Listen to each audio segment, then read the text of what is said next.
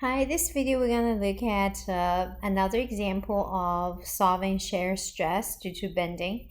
And previous videos we look at the cross section, that is the rectangle or circular cross section. And now if this cross section here is a T shape, then how do we solve it? But let's look at this beam first. Look at the external loading. So it's a roller support right here, and we have a pin support on the right end, and distributed load with 6.5 kilonewton per meter at the second half of the beam. So the first step we need to do is use a no shear bending diagram,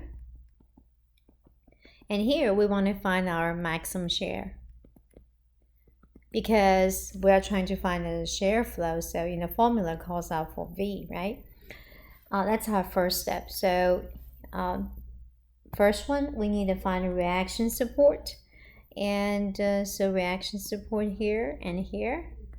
I'm going to ignore that step because we're going to write it down. I'm going to solve it. This is 6.5 kilonewton because I have answer here. And I suggest you to go ahead and verify those are the reaction support at left and right end. And then once we have that, we are going to go ahead draw our load shear bending diagram. So that's our loading, and we're going to draw shear and bending. And as a matter of fact, I'm going to erase this. Okay, so in our shear diagram, we're going to use a graphical rule. So it starts with 6.5 because it's going up. We're going to jump up 6.5 kilonewton and maintain at that level because nothing going on. And then the second half, you have this distributed load going downward. So we're going to integrate that rectangle area. That's going to be negative value since it's going downward. 6.5, we're going to calculate the area. That's going to give us negative 26. So from 6.5 minus 26, that's going to give us 19.5, right? So this value is 6.5 minus 26. And since this is going to be a constant value, when you integrate a constant, you get a power of 1. So then you get a linear line. Then this is going to be negative 19.5. At this point, you're going to jump up. 19.5 is going back to 0. So this is going to be our shear diagram. Well, do we need to continue to work on bending? No, because they just ask us for this problem, they want us to find the tau at this point when those two pieces of wood glue together, tau at this point, if we call that point A, tau at A. So we don't need to find a bending, we just need to find a maximum shear. So where's the maximum shear for this one? Obviously, it's going to be this value. Some of you said, oh, it's going to be 6.5 because that's positive. It really doesn't matter. The sign doesn't matter. It's a magnitude that dominates because this negative and positive only means which direction. Remember, back in internal loading, we defined to make that section going clockwise, that's going to be positive. And, so that's only telling us the direction. However, the magnitude matters. So that's going to be our maximum of the shear, maximum value of the shear.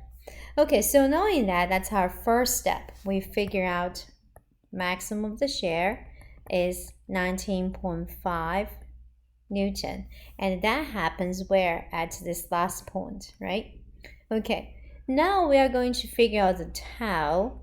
We're going to bring up that formula we have for the shear stress. Tau is equal to V max times Q.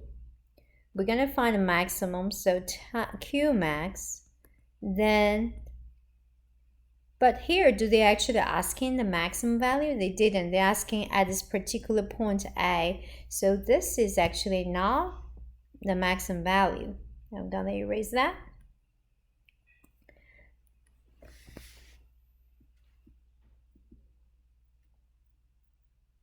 Okay, so then times Q, then divided by our I.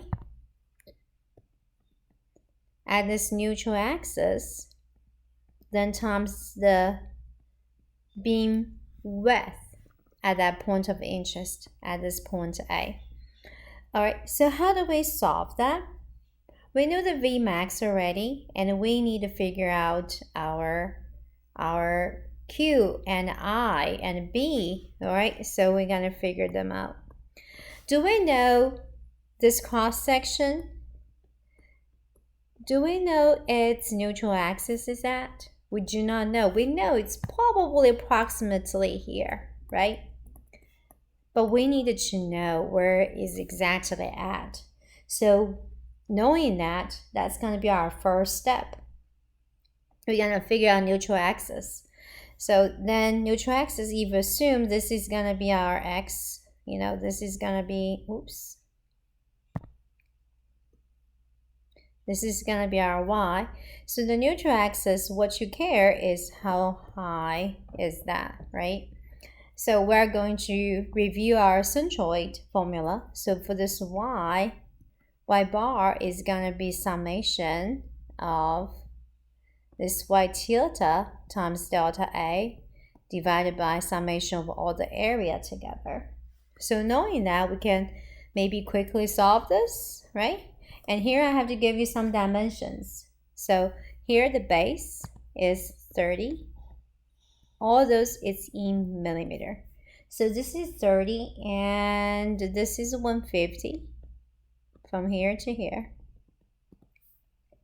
And this is also 150 and this is 30. All right.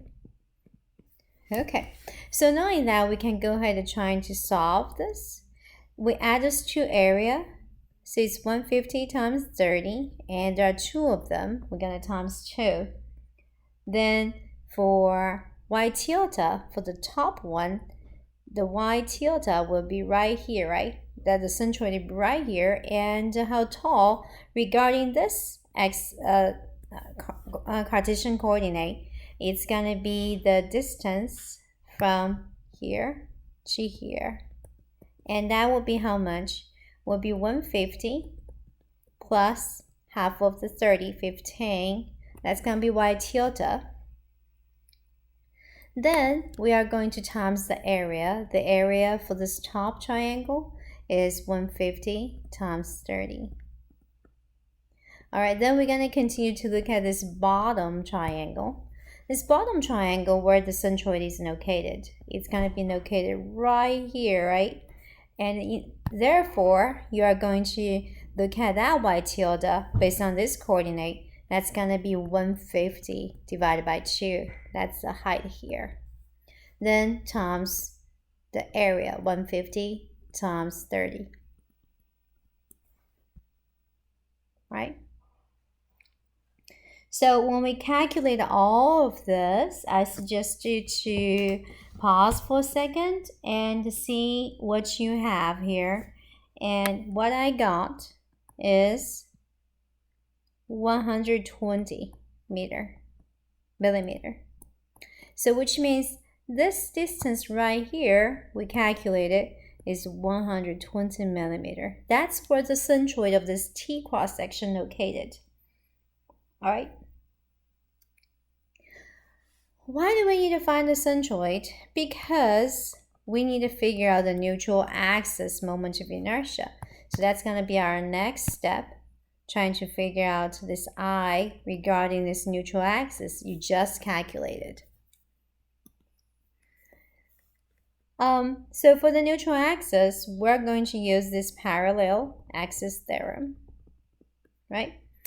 And now let's look at it. For this neutral axis, we're going to be looking at two shapes. We're going to look at this shape, the top horizontal one, and be aware our neutral axis is somewhere below. I'm just going to draw how are they relative to it. So if I'm going to look at this rectangle, that's that rectangle, and my neutral axis is right below, right here. Okay, and then I'm going to add this another shape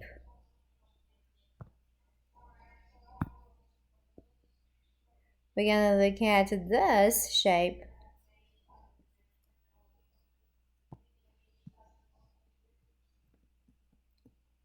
This rectangle related to this neutral axis. This neutral axis is about right here, right? That's the neutral axis. So why do I like to draw it out? It helped me figure out the distance, the relative location. So knowing that, I'm going to start using parallel axis theorem to solve it. So remember, let's quickly review for parallel axis theorem. It's basically equal to this centroid of this own shape, then plus area d squared. So knowing that the centroid of this green rectangle will be, for rectangle, it's going to be 1/12, right? Not 1/3. 1/3 is regarding base. So it's 1/3 BH cubed. What's our B? 150. And our H is 30. This is 30. This is 150. All right. Then we're going to add area, 150 times 30. And then the D is the distance from this centroid of that shape to this new axis, which is this parallel axis, because that's what you're solving. And how do we calculate it? Now let's go back to this original shape here. We know how tall that is. Would that be 150 plus 15, right? That's going to be that. And then we just calculated this neutral axis is located 120 above, so we're going to minus 120. That will tell us the distance here. That's the distance 1. Okay?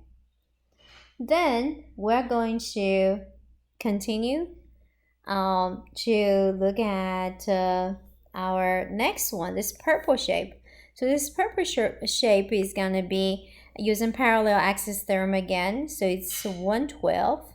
But here your base is 30. This is 150. So it's going to be 130 times 150 cube. Then plus this area, it's 150 times 30. Now let's figure out the distance in this AD square using the parallel axis theorem. Now let's think about this. This purple one, the centroid, is right in the middle. And we want to see the centroid. How far is from this neutral axis? That's the D you are calculating. And so how do we calculate? We know this neutral axis is located 120 above x-axis. And this centroid of this purple rectangle is half of the 150, right? It's 75 above this x-axis. So the difference between them will be 120 minus 75. If calculation right, it should be 45, right? Okay. So then times square, because AD square. When we do all of that, that helps us to finding the moment of inertia for this problem. And I believe, so pause for a second and then check it. So hopefully you have found your answer for your I. You might have 27.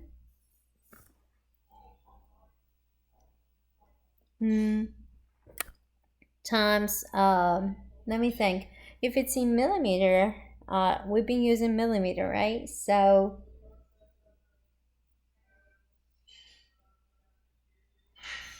you might get a huge number, 27 times 10 to the power of 6 millimeter to the power of 4. Okay, so that's what we have here. That's going to be your I.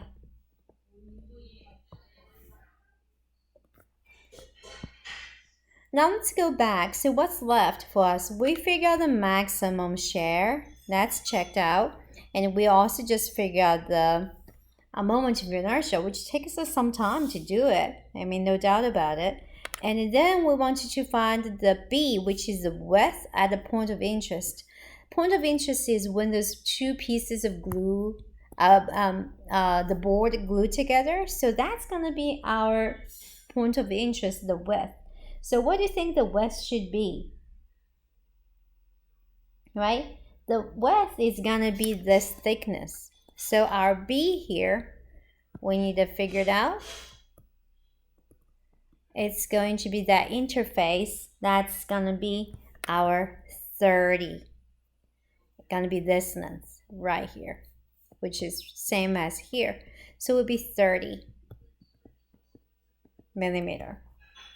So knowing that, and then we need to just figure out the Q. Okay, so how do we figure out the Q? The last step, figure out the Q. So let's think about Q. Q is moment of area. Is what we're talking about. It's from the point of interest. Point of interest is right here, out. So if we were to draw that here, point of interest is right here. So the area out from point of interest, I'm going to use a different color. It's basically this, right? That's the area from out from the point of interest. So Q equation is equal to A times this Y, and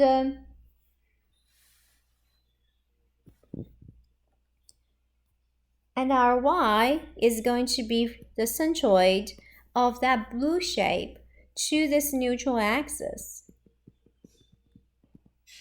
This neutral axis you found out previously.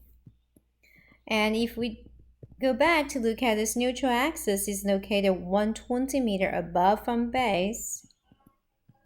Okay, so how do we figure out this now? This would be quite straightforward because it's area out from this point of interest, which is a blue shape.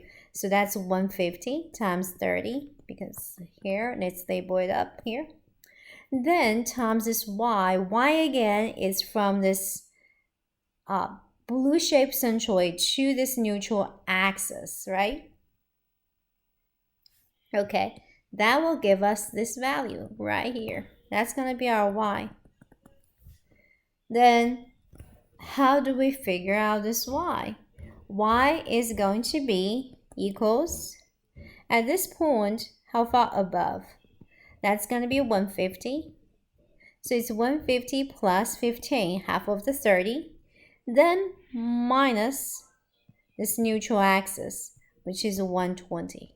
That will be distance Y. And if we do that calculation, that will give us 45. Is that right? Let's see, 45. Yes, that's going to be our 45. So when you calculate that, that's going to be our Q. Then the answer for that one is going to be 202.5. Let me just double check. 150 times 30 times 45. Yeah, so so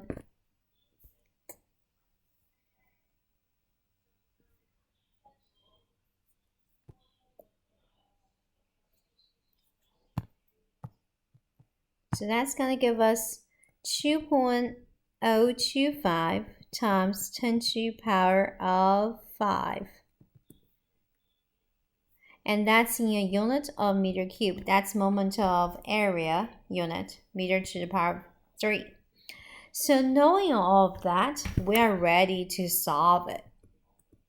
So this tau at that glue point is going to be equal to VQ over IT. And our V here is 19.5.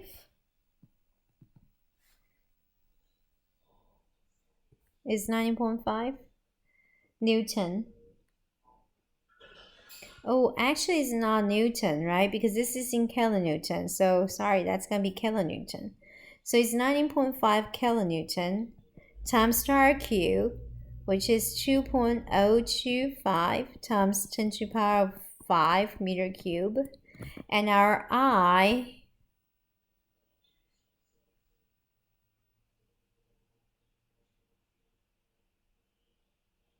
is going to be 27 times 10 to the power of 6 this is millimeter cube. Millimeter power 4. And our T, the thickness, it's 30 millimeter. So knowing all of that, okay, so we're going to get our answer as, at the end, 4.88 megapascal. So that's going to be the shear stress at this glue point. And why do you need to know? Because you want to know what is the strength of the glue to overcome that shear stress, right? When you put them together. So you want this glue that is resistant enough to overcome that shear stress, that holding those bonds together so they won't slip. Okay, so that's for this problem, and I'll see you at the next one.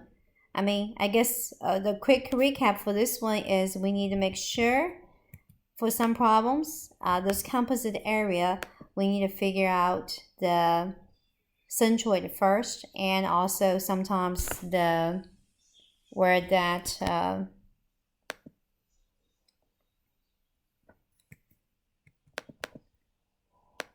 the moment of inertia is located. Oh, what happened is my dog is sitting on my mouse, that's why.